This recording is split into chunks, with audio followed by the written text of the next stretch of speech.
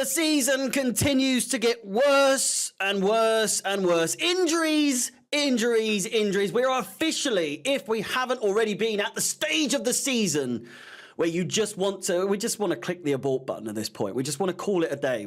Can we end it now, please? I'm begging you. As if injuries weren't already an issue for the entirety of the season so far. The most recent update when you think it can't possibly get any bigger. It can't possibly get any worse. It can't possibly get any longer, the list of injuries. It has, in fact, done just that. 11 players now. 11 players at this stage in the season when fitness should be more or less at an all-time high, with whether you feel like it or not, whether you feel the season is over or not, mathematically, we are still playing for things. There are still things to play for. An FA Cup semi-final as well against Manchester City coming up. We're missing key players. Important games in the league are also in play in our pursuit of European football, which, again, in my mind, is completely a non-starter at this point. But now, once again, injuries. And not only injuries, but injuries for players that they've had absolutely. Listen to me, just please.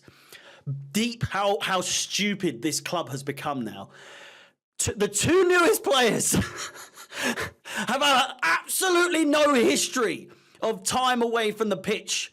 Or if they have, it's down to some sort of illness that was from a couple of years ago that a lot of people had. But I'm not going to name what it is because apparently that's not allowed. Take Disasi, for example. Axel Disasi. Never, not once, but never in his time as a professional footballer has Axel Disasi been absent through injury. Only the one time through illness. Remember, just really clock it into your brains, right? He is 26 years of age. The man has played over 280. That's an 8 and a 0, not 18. 280 club matches, excluding friendlies. That's not including friendlies. But I reiterate, he has never been injured or absent through injury. Not once.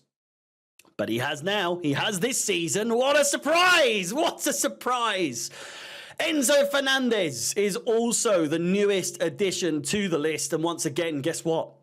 Guess what? Can you guess? Let me know in the comments down below. Guess. Just guess.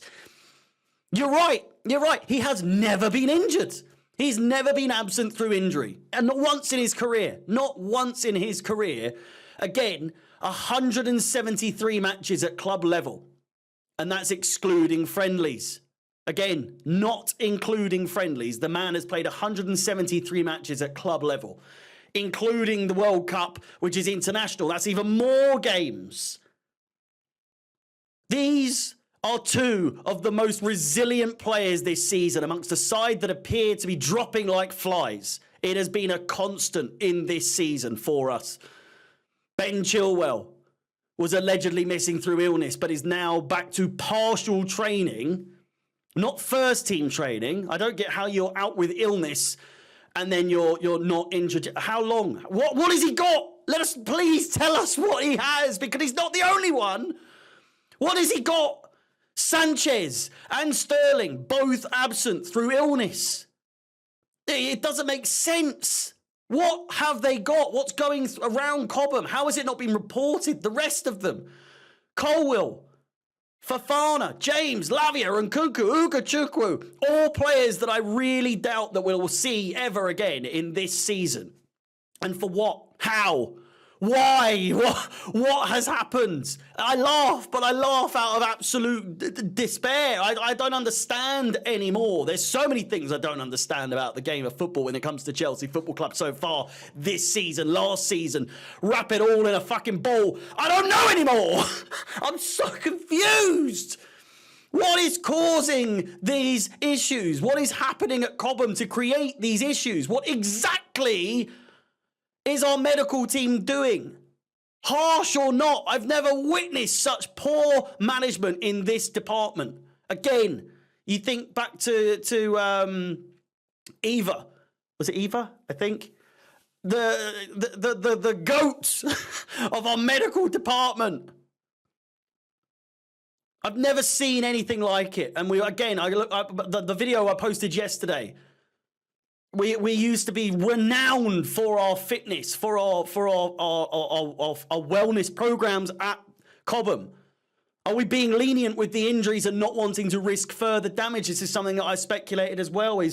Are Chelsea so worried of losing their investment in certain players that if they get the slightest injuries, wrap them in bubble wrap? I don't want them getting injured properly, like really badly injured.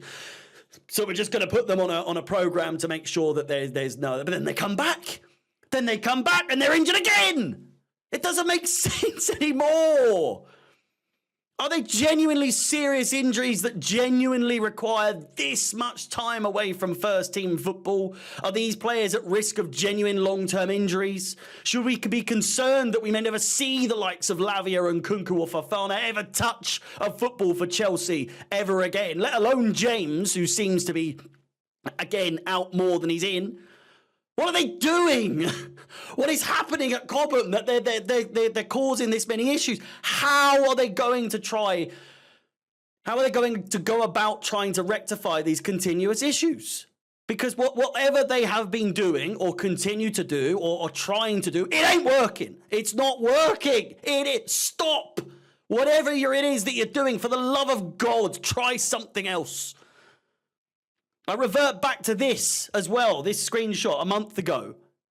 Someone explaining just on one photo alone what can be caused as a result of poorly instructed exercises. I'm no expert. And I'm not going to say that what he's saying is gospel, that it's true, or that this is causing issues. But even one picture, you can assess that there are many problems. In one picture, there are several issues here, as listed. I'm not going to read them all, but you can see. Many of these players, it seems that these injuries arise out of thin air as well, which leads us to believe that whatever is being done in training is not good for the players. Again, the picture I've just shown you, for their health, for the good of the team. We've heard the stories of how Pochettino will insist on grueling training sessions the day before matches. Maybe that's to blame. Maybe that's one of the many blames that we can put on. Maybe the players aren't taking care of themselves in their off time. Guess what? We will never know, because whilst the inclusion of the new injury update might be insightful, I was talking on Twitter earlier today, it might be insightful, but it's not insightful enough. We haven't heard anything as to why these issues continue to grow and grow rather than subside. Why are players so sick so much recently? Why are they sick so much at the moment? I don't understand. All of these players were all of these problems were virtually unheard of before this season and last. Now it's every week someone's getting ill, or you go into a game and 2, 3, 4 players go down injured, and you think, well, that's the end of that. We're never seeing them again. It's a problem that has been for too long, and now, frankly, it really goes without saying, whatever the medical team are implementing isn't working. The team itself isn't working. And I don't mean the football team. I mean the team, the medical team. And the fact of the matter is, they just don't appear to be good enough. That's the bottom line. At least with the information that we have available to us. Sack the lot of them. Honestly, and I know that might seem harsh. I don't know the ins and outs of what goes on at Cobham, but it ain't good. It's not good. Sack them. Sack the lot of them. They've had a whole season, and last season, but a whole season to try and rectify these injuries. And I know injuries can crop up here and there, and reoccurring injuries. Some players, might not have had the best rehabilitation, or this, that, and everything else. But when you're this late in a season and you have 11 first-team players out, are you taking the piss? I think we'd actually have more chance of reducing injuries if we didn't have this particular medical team than if we did. I genuinely think. Get them gone.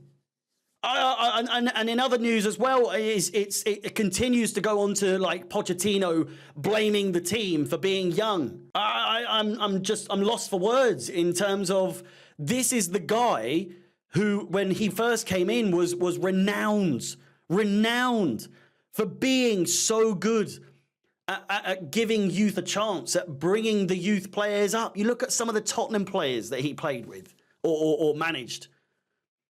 I just don't understand that it's just excuse after excuse after excuse with him, and he's being asked to be given, time to adapt. Time to adapt. You're known for working with youth players.